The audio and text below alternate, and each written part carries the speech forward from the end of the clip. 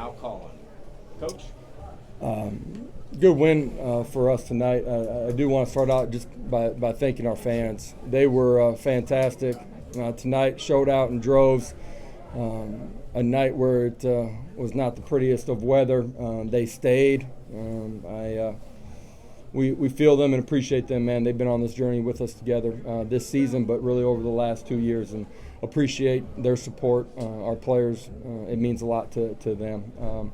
Love the way that our kids responded and finished the regular season. It's been a long time since we've won 10. It's something that we talked about this week. It was important to go finish the right way, and our guys did that. Defensively, they responded in a really positive way. They're a prideful group and played a lot better football this week. I know there's been a lot of talk outside of our program, just from different people about what the culture is inside of our locker room, man. And when I got here 2 years ago, nobody thought we'd win 10 by this point. But there were 30-plus kids that left this program. This group chose to stay, and they bought into me. They bought into our staff. They bought into the culture, the connection inside of our locker room, what we're going to build inside of our program, and they built it. And they only did that by working hard, competing together, and then competing for one another. And we've been far from perfect, and that starts with me. But I'll tell you what, this group loves one another, and that's why we've turned this program in the right direction, and the future is bright. And I'll go to battle with these guys any day, anywhere. Austin, defensively, you talk about being a prideful group.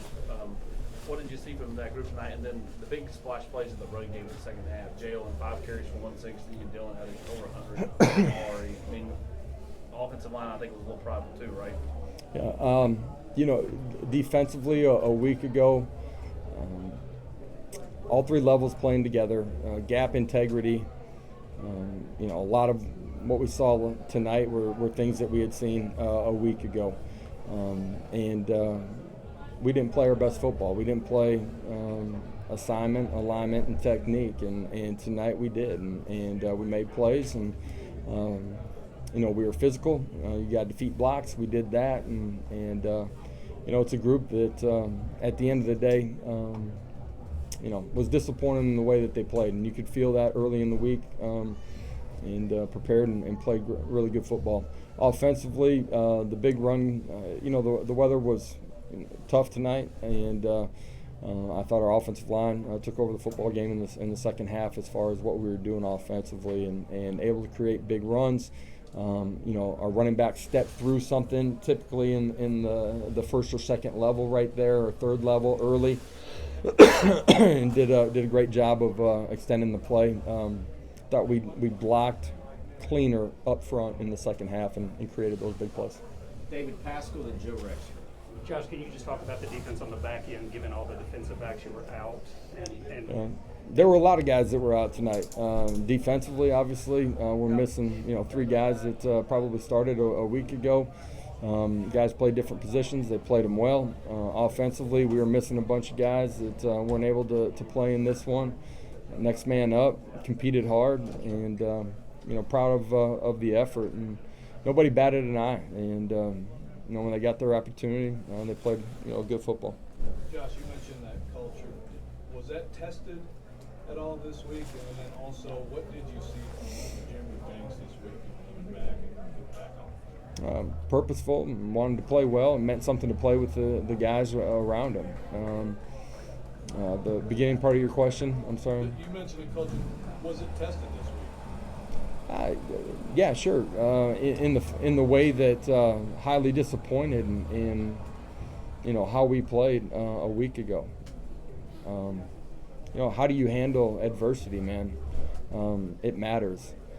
This football team, like this program's faced a ton of adversity, in the last 2.5 years, and these kids have handled it the right way. And it does not mean that we play perfect each week, obviously, but they handle adversity and they fight and they regroup and they come back. Coach, 55 seconds right off the bat to get on the board. Is that, fast play right there to get the whole sequence all the way down the field? Does that set the tone for the rest of the game for you guys? It set the tone for the first series, but you still got to go out. You got to get a stop. You got to come back and create momentum on top of that. The weather pattern, we knew it was going to get rougher during the course of the ball game, and the wind would probably pick up too, and felt like we wanted to take the football first and then try to create some big plays. And some of what we do, just an RPO game and that type of thing, the weather had a factor on it. You're in the belly, the ball's getting wet as you're riding the back, and I thought Joe did a really good job of taking care of the football tonight. We created some big plays. There's a couple things that he'd like to have back, but all in all, just with everything that was going on tonight, I thought he played well. Patrick Brown. Josh, going back to the culture, what signs did you see early in the week that culture would pull you guys through what happened last week? And you guys you guys heard me say I was disappointed, right? And we were real honest in the locker room after the football game last week. And everybody knows there was an opportunity that was lost, and there's nobody to blame except ourselves. And it starts with me, our staff, and our players. And highly disappointed in the outcome of that football game. But that happens because our competitive spirit wasn't what it needed to be dialed in everything that you got to do. At the same time, we talk about resetting all the time, and you're only as good as your next one. And for the coaches, it stung on Sunday when you still got in the office and you got to foot forward. For our players, Monday they got to go watch the tape, and you could feel, just that it hurt. And by the time we got on the grass on Tuesday, I thought our guys were bouncing around, and we had good practices, and they were good in the meeting rooms too. And you combine that, then you have an opportunity to go out and play better football. It doesn't guarantee it, but it puts you in a position to. What was it like to have Hendon here on the sideline around the team during the week? Yeah, I think it's important for our football team that Hendon's around. Leadership doesn't change just because you're not the guy taking the snap, and your influence doesn't change. But I think it's important for Hendon too, and be around the guys, to see him dance in the locker room with the guys afterwards. He is a huge part of the culture of this program, the success that we've had, and the stamp of him will be felt and left on this program forever. Adam, then Wes. In answering that culture question, did Hendon spearhead that? Did other players? What was the leadership look like this week? Yeah, I mean, there's a bunch of guys that spearhead that, but at the end of the day, the culture's everybody. And like I said, we're not perfect. I'm not perfect, but we are true to that and compete, man. And like I said, man, this is a group that cares. They're prideful in the how they play, but they're prideful in what they've built too. And early in the week, just challenge them. This was an important game for us. It's about finishing, man. Everybody starts something. How do you finish? And it's a good finish to a special regular season and special group, what they've done. How did Joe sort of handle this week? I mean, was there anything different about him? Did you see kind of a sharpness or focus to him that was different? And how do you think he handled these conditions? I thought he handled, at the end of the day, the first thing you worry about is just turnovers, and we played really pretty clean. Exchanges and no turnovers. So that's the first part on the playing side of it. All in all, I thought he handled the game really well. During the course of the week, he stayed in his routine, when he was in our building. And I think that speaks to the way that he had prepared as a backup too, that his habits really didn't change as far as extra time spent in the building, watching film with coaches, extra preparation during the meetings. He was excited for his opportunity, and has prepared for a long time to get another opportunity and play better. Mike, then Vince.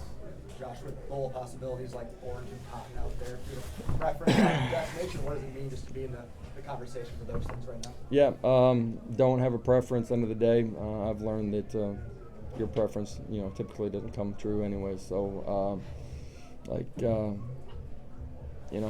obviously you got to sit back and watch another week of ball. For us, wherever we end up is where we end up. Look forward to competing with these guys again, and obviously feel like we'll be in a special bowl, and expect our fan base to travel well and us to get ready to go play well. Josh, what can you say about the job D. Williams did on the punt return, and then also you guys went 2 returners that looked like Squirrel kind of sprung them initially there. Yeah, just what they do on their punt unit. Felt like we needed to have 2 guys back there at times. D's been really close throughout the course of the season. A cut here or there by him maybe, or the other 10 guys competing and straining. We got a chance to get one to the house. Tonight, D did a great job, but the other guys on the unit did a really great job too of creating space for him and multiple returns. Obviously, the big one that goes all the way. Squirrel was back there. We trust him with the ball in his hands too, and did a great job. Eric? A couple of runs really opened up, scoring from 80, 83, 50, 53. Yeah.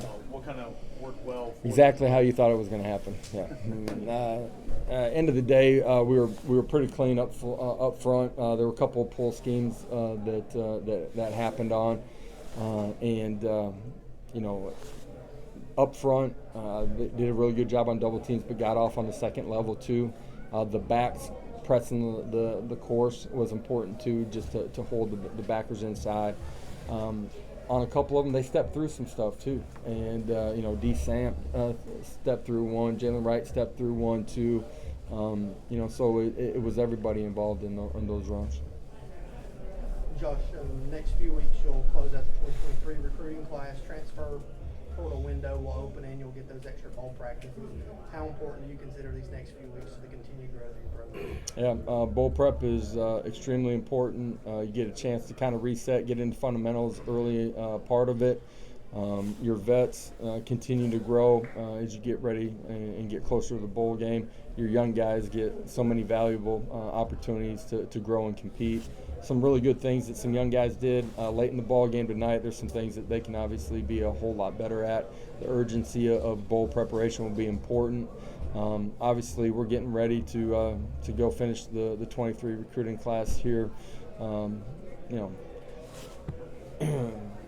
years ago we talked about what we were going to do. They can see what the culture is. They can feel it. They see the connection inside the building. They understand what our coaching staff's all about. They understand, that this program's on solid ground, but only going to continue to get better. All right. Thank you. We'll have players